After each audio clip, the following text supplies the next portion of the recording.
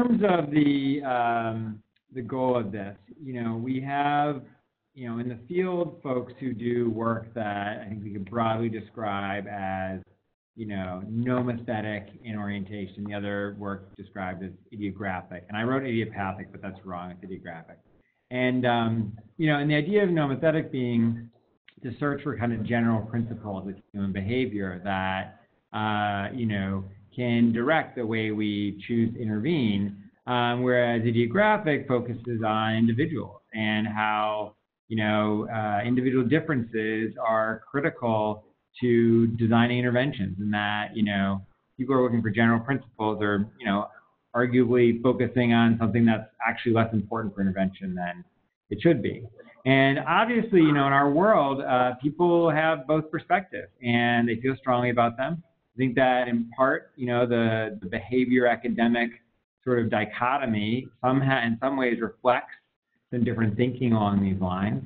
And I think we thought it'd be interesting to get people's perspectives on this because, in the, the nomothetic case, you can make the claim that like, well, that's all well and good what you do, but it's really kind of like tier 2 because like, you're sort of looking for these general principles, but shouldn't intensive intervention be about, really finding these very individualized pieces. And so, we wanted to kind of get a picture of how people thought about their own work and, how they feel like these pieces all fit together. Makes perfect sense. Awesome. All right, so I'm going to walk through the questions. I'm going to ask you questions one by one. And, just again, like these questions are not designed for you to stay within. So, you want to extemporize on any of this, feel free to, add things that aren't directly related to the questions as you see fit. So just to know that too. Got it. Okay. So would you characterize your work as taking an idiographic or nomothetic approach to designing and implementing interventions for students with disabilities? I'm just, I'm going to mute myself so that you don't get any feedback or anything. Okay. So first of all, great to be able to have a chance to kind of walk through some of these questions. I think these are the kinds of questions that many of us struggle with, mainly because we're in the positions of being able to shape kinds of research that's conducted as well as how we affect the field. When I first reviewed these questions, it was fairly challenging because first of all, I had to go look up what idiographic and nomothetic meant. I sort of forgot about what the details of those kind of constructs looked at. Have to admit that I'm not well versed in sort of the drilling down and the meaning of those two terms. However, when I think about them generally, I sort of think about the nomothetic kind of approach as being one that's driven by a set of laws or a set of tenets that help us understand what we see as well as affect what kinds of intervention decisions or instructional decisions we make. I think of idiographic as being individualization, but it's in a way I was sort of thinking about it as being the application of those laws to the unique kinds of features that the learner brings to the setting. So I'm not sure I'd see the dichotomy as either or as much as probably more towards the middle.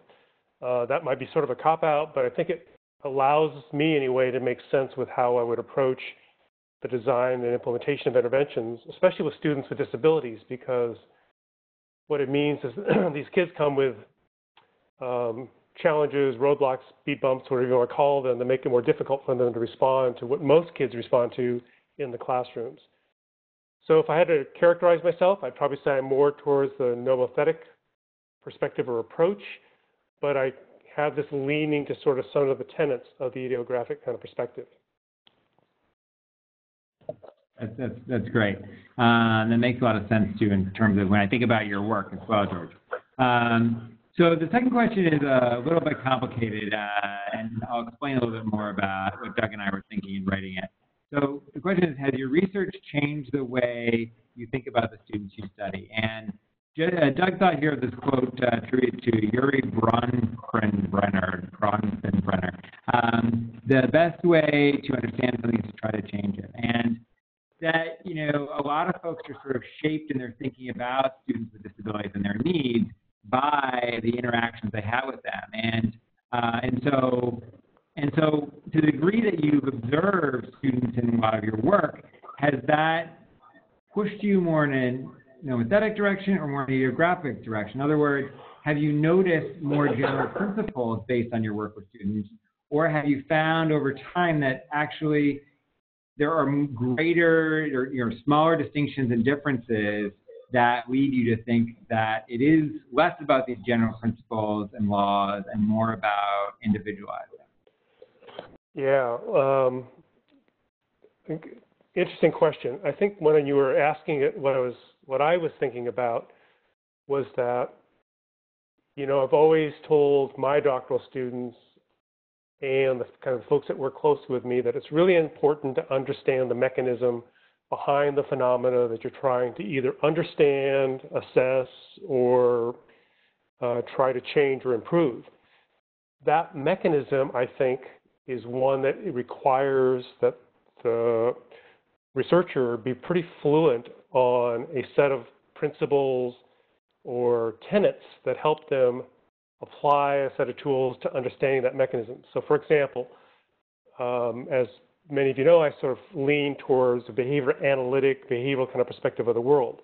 So when I look at a phenomena, student learning, a student behaving, a student interacting with the environment, the first thing I do is apply those tenets that sort of ground the behavioral perspective in trying to understand what I see. If I fail in my kind of understanding because of those tenets, I tend to expand out a little bit in the sense that I think I develop these verbal rules or verbal hypotheses, if you will, that try to allow the rules to be applied to the descriptions. This idea that has my research changed because of what I've seen, I don't know that it's changed as much as it's become much more refined. I think when I first started out in the profession, I was a kind of a clumsy behaviorist, if you will. I took sort of the general tenets and I overemphasized the role of the environment in the sense that that was the only variable. My research has driven me more to say that, there's a way to apply the behavioral tenets to verbal learning, the way people think, the way people problem solve, just the same way that when I see something that a kid's doing inside my, quote, head, I'm generating these verbal rules that try to explain what I'm seeing so that I'll understand it enough to be able to decide what to assess and what to intervene on. Again, I think if I get stuck, then I start expanding out and I start looking more at the physiological, the biological, some of the neurological things that are happening out in the world.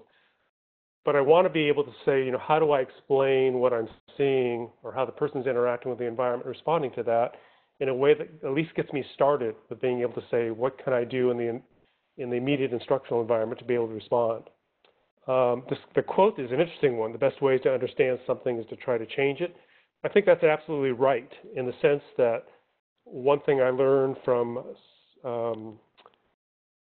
Ogden Lindsay is that the learner will tell us whether or not something's working or not through their performance, through what they say, based on what they interact with us. And so I think the learner is probably our best tool for measuring the impact of what we do.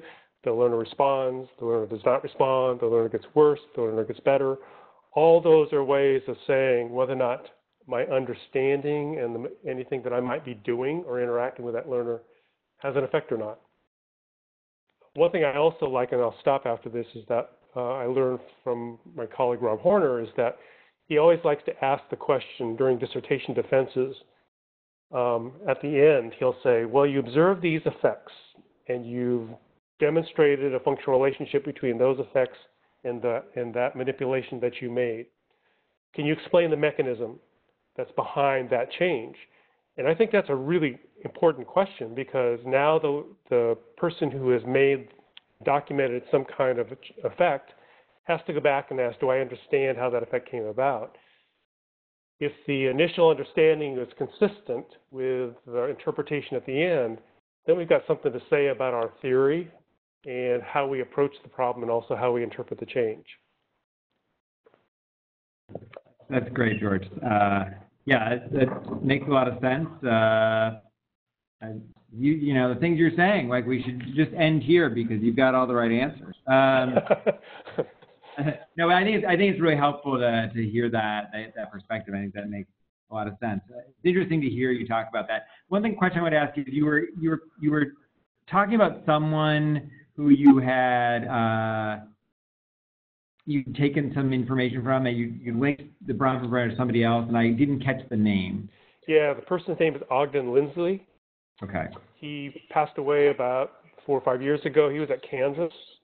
Okay. He was a student of Skinner's, but what he did is apply the Skinnerian principles to the academic instructional side.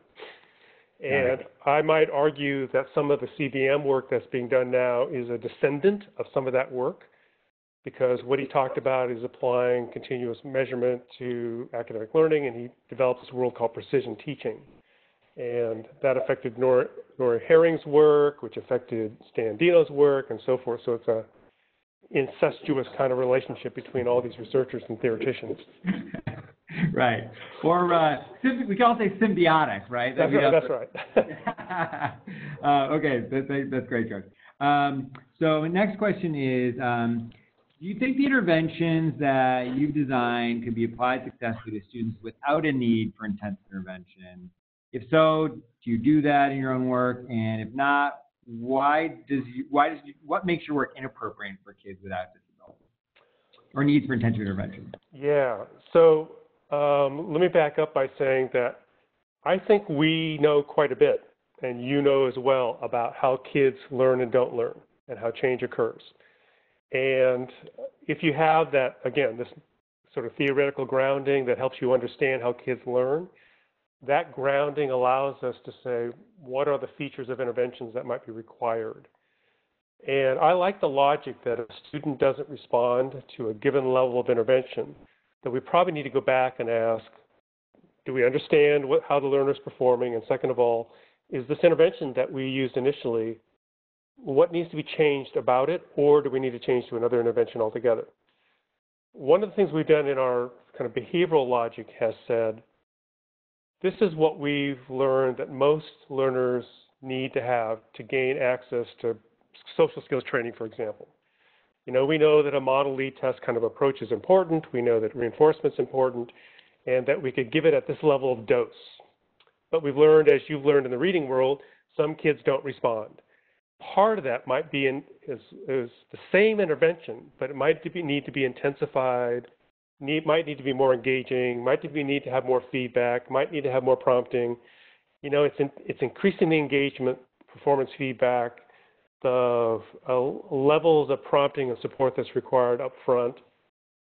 It might be the same model lead test, but the number of trials increases. The amount of kinds of feedback is intensified. I sort of think of tier 3 as one in which we're saying, you know what, that didn't work at all. And that learner actually needs a different intervention. And what we need to do is to go back again where we sort of started and say, did we really have a good hypothesis about the mechanism here?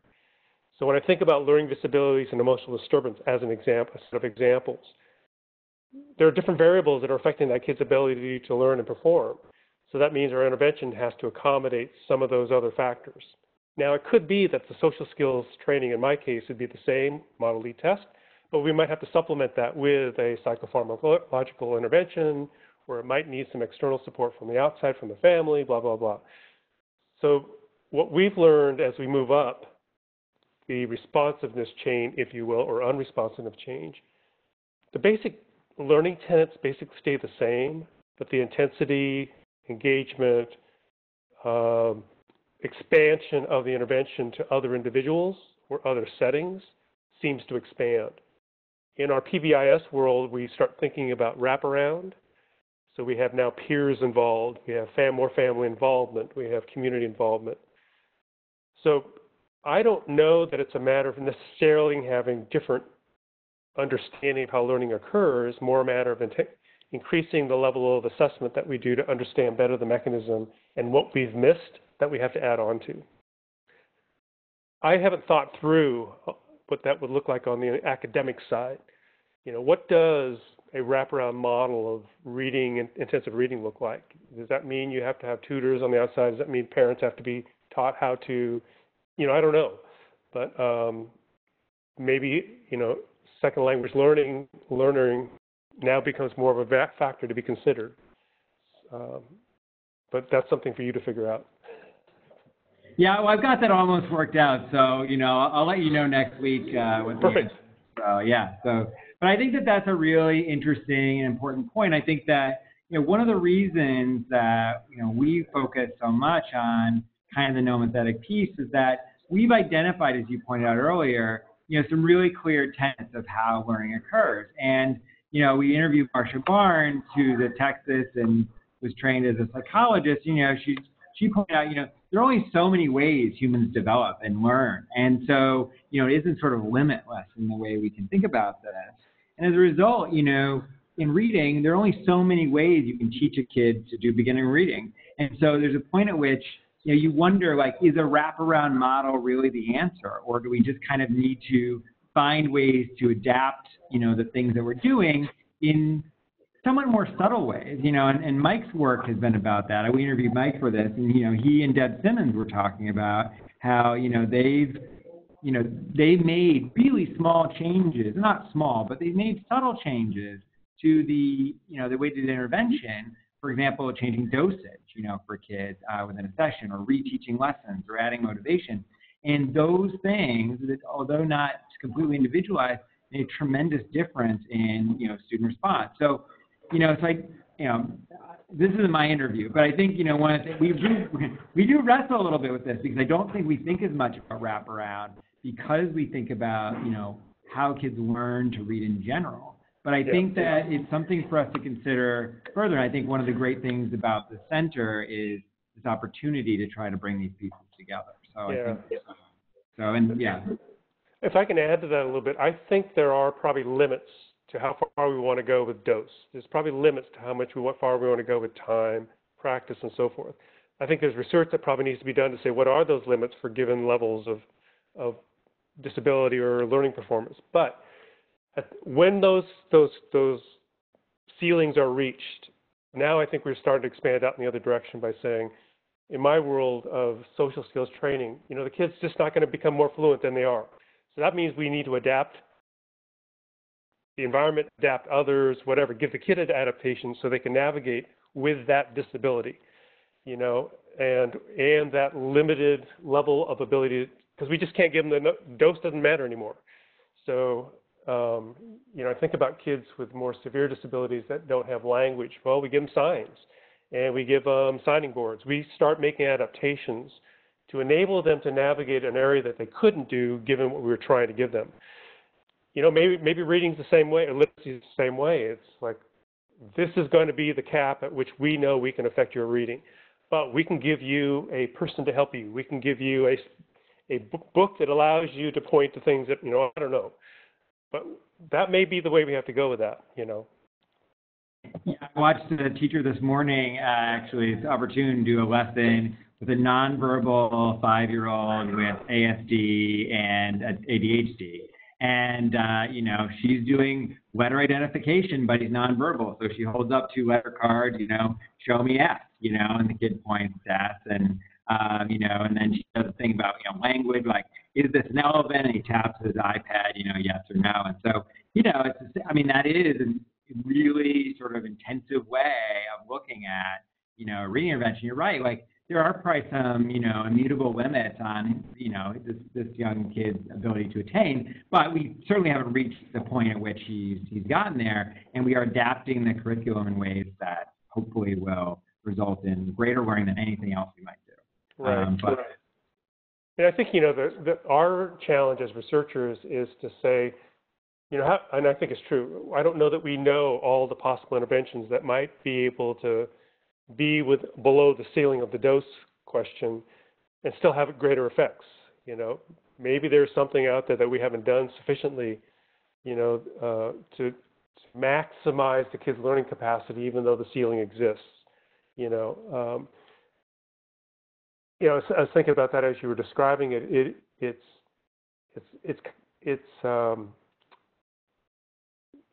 It's really kind of an interesting thing about, how do we give kids concept learning versus kind of discrete skill learning? Can they apply, in my world of, like, for example, anger management, In the old world, we say, here's how we want you to manage anger. And what we realize is that there's not one way to manage anger based on the setting. There's multiple ways. And in my world of behaviorism, that's called a response class. That response class works for the kids. Some of them are acceptable in a setting, and some of them are not acceptable in the setting. How do I teach a set of examples that samples the range so that the kid will acquire the concept of anger management? So to be able to use it well in the classroom, hallway, church, at home, in the bar, whatever. How do they pick from the response class to be successful? Because ignoring in after-school play programs is not going to work as effectively as ignoring in the classroom might, for example. So I think about Ziggy England's work and Doug's work around concept learning, and how important example selection is. And do we actually sample the range in our examples and non-examples sufficient to help the learner set the boundary, But anyway, I'm going off task a little bit, but you said that was okay. No, it's totally okay. And I think, all these ideas are getting at exactly what we're trying to convey to these scholars. So I think this is fantastic. So let me go on to the next question.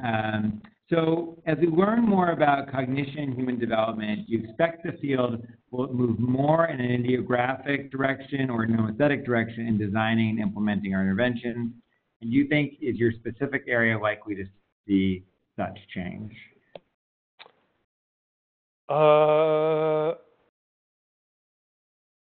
Let me think about that a second. I don't know if the ideographic, nomothetic, again, continuum helps me to answer that question. I think as we learn more about how learners learn and how they perform across environments, I'm really interested in kind of understanding how the environment does affect what the learner does based on their prior learning experiences, and then say to myself, what do I have to teach the learner to adapt to new environments that aren't exactly like the environment in which they learned the skill in the first place? I guess in the reading world, that means we learn in a certain context and we ask the reader to read under different. And is our understanding about reading, is our understanding about how reading changes or improves, is our understanding about reading barriers sufficient to be able to help us teach the learner, and using my language, to become better self-managers in new environments that are different than instructional environments? And what do I need to do to be able to understand those environments to include that information in our instruction? Again, I think as we learn more about the sort of the inside the head mechanisms for how learners read and learn and so forth, learn social skills and social behaviors, interpret those behaviors, that'll be important to us, especially as we start thinking about self-management strategies, because we want to give kids the verbal rules and, again, the concept knowledge to be able to apply the rules. But at least from the work that we do, we're very focused on, what does the learner actually show us across these environments, and how has the environment responded, and is that sufficient to be able to sustain those skills we've taught? I'm not sure that answers the question, but I think it does answer the question. I think the thing about it in terms of the nomothetic ideographic distinction is sort of the idea that maybe we learn more about sort of these general principles that human cognition does work in more sort of law-based ways that we can extract more from. But we might also learn that the individual differences are actually more extreme than we thought. Right? That there's so many different ways that you can accomplish the same goal. On a cognitive level, the behavior might look different than the mechanism. And that's so for example, this is not about me again, but in the work that we're doing with the folks at Haskins, Mike and I are trying to answer that question. We're giving, the plan is to give these kids two very different interventions, which we expect could result in very similar behavioral outcomes. But then when we look at the brain scans, we might see that we accomplished the goal in somewhat different ways, right? And so that's kind of the interesting, thing. That would be kind of get to the individual differences piece more. People can there are different ways people can get to the same thing, which maybe means, it's less about laws and more about individuals, but it might be the opposite too. And I think that was sort of the thinking about it. Yeah, I think what I struggle with is trying to interpret, again, it's sort of a never-ending battle or a conversation about, well, do cognitions change as a result of the interventions or vice versa, or can we enhance cognitions to improve the learner's ability to learn as well as perform? And I think there's some truth, if you will, little t maybe, to the notion that the learner develops, and I'll use my language, kind of verbal rules that mirror or reflect the sort of the neurological, logical interpretations of what's happening. But again, we always struggle with sort of the notion about our cognitions. What are they reflections of, and are they how do they relate to the firings that we see going along in the different sections, different parts of the brain? I mean, we've been wrestling with that, I think, in the history of behavioral research. So, we're not going to resolve it right now, but I think it's helpful to get your perspective on it. So that leads to the last sort of substantive question, which is, what area do you regard as very important and very understudied? And I think part of the notion here is to think about how to direct our scholars in thinking about what they might want to focus on in their own careers. Right. One of the things that kind of precedes that answer is that I think the scholars have to struggle or grapple with the questions you and I are discussing now, meaning, do they have a conceptual framework that allows them to be able to navigate the problems of teaching and the problems of learning? And do they have sufficient background on, as you just said, so the mechanisms behind learning, the mechanisms behind change, and so forth. So they've got to be pretty well grounded in that content. I think that's probably the most important place to start. If that is established, I think the questions become a little easier to kind of line up and put on the to-do list. So from my perspective, again, from the sort of positive behavioral support, behavioral perspective, I sort of have them fall into four categories. One is, have we really identified the most important outcomes for the range of learners that we work with that we need to try to address? Sometimes I think we do things without knowing what the outcome is supposed to look like on the learner side. So I think part of the research is, for a given individual or group of individuals, of students, do we have a good way of knowing and assessing, operationalizing what are the most important outcomes for a given learner? And this kind of goes back to our previous conversation about the ceilings and so forth. The second area is I'm also pretty convinced that we have pretty good grounding in some basic instructional tools, both on the behavior and academic side, but we can always increase the efficiency and the effectiveness of those. That goes back to our question about, can we improve the impact of an intervention so that dose does matter? Can we increase the features of an intervention so that time can be used more effectively? So those kind of questions would be important to ask as well. The other area that I'm spending most of my time is, which I think is probably the more important one for me anyway, is about the adult side.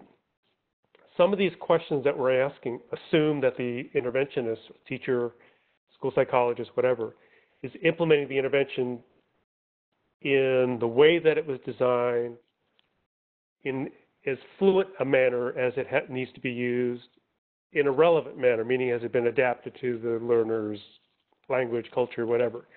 I don't know that we've done enough research to document implementation fidelity factors.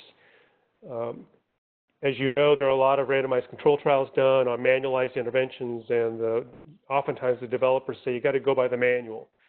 And I always struggle with that, because is the good behavior game in my world going to be effective in Jamaica without making modifications for that culture and now those kids' learning histories and so forth?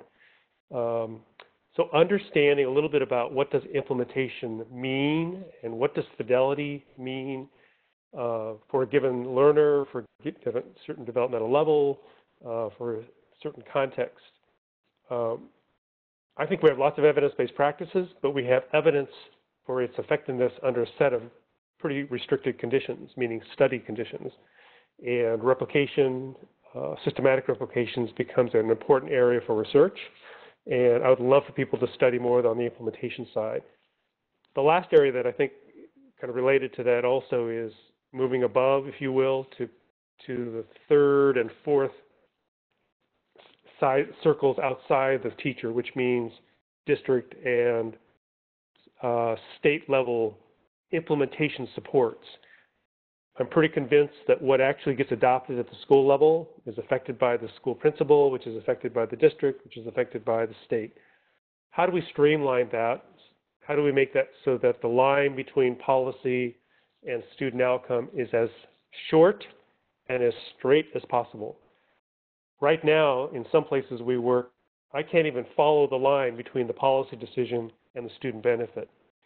Or the line between the decision at the policy level and the student benefit is so long and has so many loops in it that it's difficult to see how the learner is going to benefit in a reasonable manner in a reasonable time. So some of the systemic work is pretty important. I think that systemic work is work that you, Devin, and I should be doing because we have the freedom and the opportunity to do long-term kinds of work like that. Scholars who are just getting started need to be doing the kind of the initial kind of studies we described earlier. Got to finish that dissertation. Right, absolutely, and I want to just highlight the very first thing you said about this, which is understanding your content. And I think that when I read peer-reviewed pieces sent to journals by what are very clearly to me early career scholars or doc students, one thing that I see a lot of times is a lack of sophistication in the understanding of the content. And I think that, and that ultimately limits the way in which you can theorize, and understand the mechanism, because you aren't able to make good judgments about that because you don't completely understand it. And while that's it's a lot of work to get there, I think that that's a really key piece. So I want to highlight that, and that's really key. The second thing, just wanted to ask is, this is kind of an aside, how do you do it in Jamaica? Does it work the same way, or in at least some ways, or, just briefly, I mean, how do you think about fidelity in that way? I think that might be interesting for scholars to hear. Yeah, so, I think teachers want, in places like Jamaica is defined as being a developing country by UNICEF. South Africa is considered an underdeveloped country. So there are different levels of developedness, if you will. Much of those are based on economic, social, community factors. So when I compare Jamaica to South Africa, for example, I think they're both underdeveloped educationally because I think they're way behind, right? And I think they're way behind across the whole continuum of they don't have access to the best practices possible. They don't have access to the supports to be able to become fidelity implementers of those practices. They don't have district level knowledge and competence to support the school-based implementation. And they don't have national policies that reinforce the professional development, evaluation, et cetera. So I don't mean to be a cop-out answer, but I think the teachers are ready and willing. I just don't know that the system has the capacity to give the teachers access so they can build fluency on that knowledge. I say that because my experience, I have no data to back this up, but I do have data actually, but we've gone there and said, here's the best way to do classroom management. And they get excited about it. But they don't have the opportunity to become fluent on it in the classroom because administrators aren't fluent on it themselves. They were at the same training the teachers were at. And when we meet with the district people, they say, that's fine, good. We don't care about what they do. We just care that the kids are not being sent out of school. So they can't reinforce and support. So I guess what I want to say is, even though we struggle with our system here in the United States, at least we can define the system. And we can define the practices. We can at least chipping away at some of the implementation supports. When I say implementation science to people in Jamaica, they have no idea what that means. At least here, they understand a little bit of an implementation here. If we say something about team leadership in initiating or putting in place an initiative, here they understand that. Jamaica, I have to teach them about teams and why that's important for a school to have a team for initiatives, blah, blah, blah. So my bias, I think the kids learn just like they learn here, but there's no opportunity for that to occur. I should say none. I should say there's limited. Yeah. So, I mean, it kind of gets back to that nomothetic idiographic thing, right? So, like, the general principles of learning for Jamaican kids are the same as kids here, but, so many individual differences across so many levels, it becomes hard to sort of, to actually do the work in one systematic way. So I think that's great. Last question then is, what would you recommend scholars access, resources, articles, et cetera, to understand all this stuff much better? All right. So before I answer that question, I want to give one more example for the last question. I'll do it really quickly. When I was in South Africa, I visited this primary school. It was P through 5 or 4. And it was set up for us, the Department of Basic Ed, which is their countrywide education thing, sent us to this school because it was considered an exemplar. And it was. So I went to watch, there are 1,200 kids in this school. I went to watch the average class size is 48. 48 kids. I watched 2 second-grade classroom teachers. They were phenomenal, meaning that they were using what I would call explicit instruction. With 48 kids, they were getting choral responses. There were many opportunities to respond. The teachers were, Devin, I just got an exclamation mark over your face. I don't know what that means. I think it means the video quality has declined. It seems to be back a little bit better now. Is the exclamation point gone? No, I have just a silhouette of your handsome face with an exclamation mark over it. Well, my face is not really important here, so okay. And I can see myself, so Now you're back. Now you're back. Oh, back. Okay. So what I was going to say, what I consider sort of the core principles of explicit instruction were present. She was high rates of opportunity to respond. She was giving frequent reinforcements to kids. And they have they have disabilities in these classrooms. That was supposed to be an inclusive ed classroom. So it was a kid in a wheelchair who I couldn't tell if the kid had learning issues, if the kid just had physical disabilities. And the kid that had albinoism, he was another kid with a disability, but I don't think he was having learning issues. But so they cheat a little bit on what disability means from our U.S. perspective. But it was really interesting. She would go over to the kid with the disability and help him respond to the question. She had the kid with albinoism come up to the board and give an answer, so he had more active engagement with the question. Now, the problem with it was these are year 2 kids, and they were basically doing what I would consider kind of preschool, kindergarten level curriculum. They were, pointing to initial sounds. It was all in Afrikaans, so I couldn't understand a word that they were saying, but it was really cool. What I learned is that in P3, all the instruction is in Afrikaans. At year 4, they switched to English. So now the learners have to navigate this difficult language that now converts over to English. And they're learning how to read P3 in both English and Afrikaans. So the intensity and the kind of, it's just, but the 48 kids were on task. It was an amazing thing to watch, And so it kind of told me that some of the classrooms that are here that have 28 in them shouldn't be complaining. For sure. So I'm going to challenge you. See if you can link that back to the idiographic nomothetic distinction, because I think that was all really cool, but I'm trying to work it back. Can you will you work it back for me so I don't have to do it? Yeah. So what I did when I was watching that teacher is I applied my behavioral tenets to what I was observing. And I was using my direct instruction tenets of what I learned from Ziggy and Doug and Ed and Deb, all those people. You heard me say the words, right? Opportunities to respond, frequent feedback, corrective feedback, blah, blah, blah. And for one learner, they had to get up and put their finger on and there were choral responding going on, so the teacher was able to understand how many kids were getting it. She would walk up and down the aisles.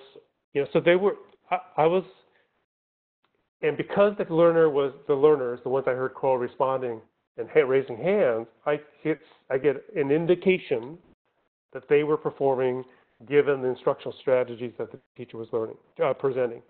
I have I can't, I wish I could say that the kids with disabilities are keeping up. I have no idea about that. But, at least my mechanisms, the behavioral mechanism that I sleep on allowed me to interpret what I was seeing going on, to explain what was happening.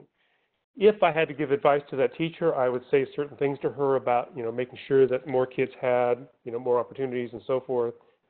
Ask the kids in the back who may not be paying attention. But frankly, she was doing pretty well with 48 kids. Great. So then, now you still have to answer the last question, which is resources that they should access to learn more about this, and right. Resources, articles, and so on. Okay. So the first ones are obvious, I think. I think there are a number of centers that are being developed, like the intensive centers and others, or PBI Center, where some of the best content is being kind of housed. It's difficult to navigate, though, because you have to know what you're looking for, which again goes back to having some kind of perspective about the world to be able to navigate those sites. So go to those, given we're sort of a technology world now, go to those sites. I know there's lots of controversy around it, but I actually find Google searches to be a good place to start, because they oftentimes link me back to places, some of which are good places for consumers to go, others which are not. But if you have some good working tools, you can actually kind of filter through the ones that are good sites to go to and those that are not. So again, it goes back to your comment earlier. It really is important to have a conceptual framework that you understand, a set of guiding principles about which you use yourself to evaluate these websites.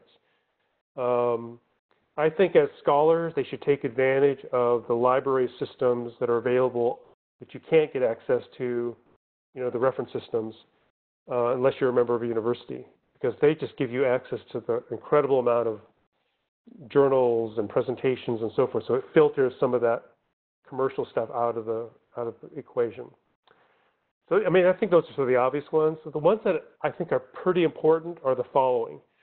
One is, I know they're kind of young in the process, the scholars are, but I think they should take advantage of you, Devin Kern, inside the system as well as people outside. They should contact Ed Kameanui. They should contact, Deb Simmons if they're not part of their own institutions, and develop, if you will, scholarly relationships with them that aren't so intrusive that it's going to be invasive, but at the same time allows them to say, I'm interested in your research. I'm interested in learning about. So it's because right now, for example, this is kind of a weird thing to be saying, but I've been going back and looking at all my doctoral students, and then I've gone back to them and said, tell me about your doctoral students. And then I've said, tell me about so I got grandkids, great-grandkids, so forth in the doctoral tree. But I also went the other direction, and I said, who are the people that are most influential to me, right? In my given field of emotional behavioral disorders, in another field called behavior analysis, and I said, who are the 3 or 4 most important people that I would want to get on a bus with and travel across the country with, spend time with? And, those are people like the Ed Kameanuis and the Jeff Colvins and Ziggy and Deb Carnine. Love to have the Fuchs on there, and blah, blah. Who are the people that I'd want on that bus? And then say, if I was a scholar, I'd build a professional library around those people. What are the 5, 6 most important people those people have written that I would, want to invest in? If I'm a behavior analyst, so I'm going to say, who are the most important behavior analysts that affected me? Well, Tony Biglin, Rob Horner, blah, blah, blah. Who are those individuals within a given area? I wouldn't try to go big. I try to stay small, and stay within my conceptual framework, stay within my areas of specialization, because it could be so easy to have 2 or 3 buses. You want one bus. That's advice I should have taken a long, long time ago. I think I've got a whole fleet of buses, but I've managed to get it down to 1 these days. But I think that's some really good advice. Well, Can I give you George, one more? Tell the scholars that the day after they defend, or a week after, whatever, they should make an appointment with their people that they highly value in their whatever their program is, and ask that mentor what's one book or paper I should read now that I'm out. Ask them what's one question I should ask when I interview for my first job. Ask them for one personal guiding principle that would allow me to survive when I get out there, or whatever those might be. I did that. I went to Gene Edgar, I went to Rick Neal, I went to Ellis Evans, and they were very generous. And they said, here's some things that we didn't tell you when you were in classes. Here's one book that you should read that wasn't on the syllabus. You know, I remember Gene Edgar said you need to read the Tiger curriculum or something like that. You know, it's just this kind of thing about how we set up and think about what is important to learn. And it wasn't part of our curriculum, you know. And Rick Neal taught me always separate work from home, from family. Always have a line that says I won't cross that line. You know, what are the things you'll do that will involve family and work, and which are the things you won't, et cetera. You know, so I think it's pretty important. And then, of course, my colleague Rob Horner said, you've got to have a mechanism that you can defend, which is what we've been talking about this whole time, you know. Great. I think those are really helpful things for the scholars here. So, George, I think this is going to be really useful to them. I think they're really going to benefit from your perspective. And, you know, it's great to hear from you because, you know, it's unique. I mean, we've not heard from anybody who has exactly this view. Even Brandy, you know, you guys work together a lot, but, you know, different perspective. I think that's really great for them to hear. So, if you have anything else you want to, you know, share later, you know, email me about it and I'll forward it to scholars. So just two quick ones. One is that kind of guides the whole thing is what's the smallest thing I can do to have the biggest effect, not only personally and professionally, but also in the work that I do. And the second one, which is sort of that scholarly guidance thing is, and I try to do that in my work, and I don't always succeed at it, but I want to make sure that when I go to work, 80% of the tasks, 80% of things I do are positively reinforcing.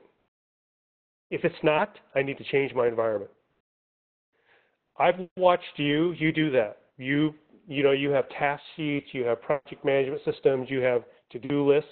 You do that because it makes life saner for you know, and you set aside time to do the things you don't like to do and you know, whatever.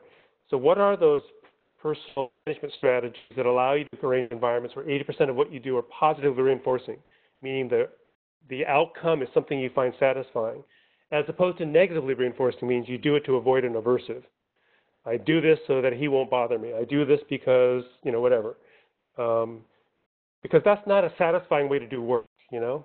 And it takes a conscious effort, which is a weird thing for behaviorists to say, to organize your environment for that to happen. But you got to make it something you focus on a regular basis.